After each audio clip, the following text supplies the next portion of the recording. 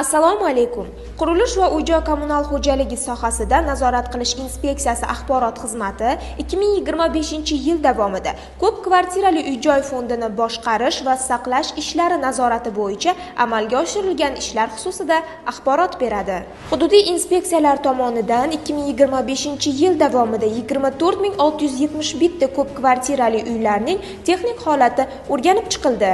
O'rganish jarayonida 6835 ta huquqbuzar shaxslar tomonidan jami 7184 ta qonun buzilish holatlari aniqlanib, ularning barchasiga bajarilishi shart bo'lgan yozma ko'rsatmalar berildi. Aniqlangan qonun buzilish holatlarini ixtiyoriy ravishda bartaraf etish yuzasidan berilgan ko'rsatmalarga asosan 4515 tasi bartaraf etilgan. Ma'muriy javobgarlik to'g'risidagi kodeksning 159-moddasi 1 va 3-qismlari bilan 3413 ta qonun buzilish holatlari bo'yicha inspeksiya tomonidan jami 39,1 milliard so'mlik ma'muriy jarimalar belgilangan. Majburiy tartibda bartaraf etish bo'yicha 2329 ta sudlarga da'vo arizalari kiritilgan. Respublikamizda bugungi kunda 44318 ta ko'p kvartirali uylarda 1,5 millionga yaqin xonadonlar mavjud bo'lib, ularga 2078 ta boshqarish organlari xizmat ko'rsatib kelmoqda.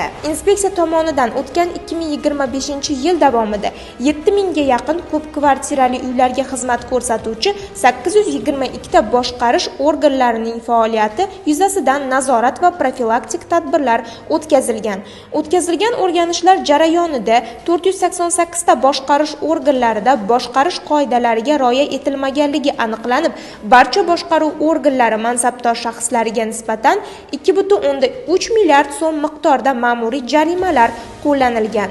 Bundan tashqari 2025-2026 yillar kuz-qish mavsumi davrida 925 ta boshqarish organlarining boshqaruvida bo'lgan 6000 dan ortiq ko'p kvartirali uylarda issiqlik ta'minoti tizimidan foydalanish qoidalariga rioya etilishi yuzasidan nazorat tadbirlari o'tkazilib, 1579 ta holatda kamchiliklar aniqlanib, ularni bartaraf etilishiga erishilgan. Shu bilan birga kuz-qish mavsumini betalofat o'tkazish yuzasidan tasdiqlangan dasturga muvofiq 9 ta parametrlar bo'yicha 9812 ta ko'p kvartirali uylar ta'mirlanganligi o'rganib chiqildi.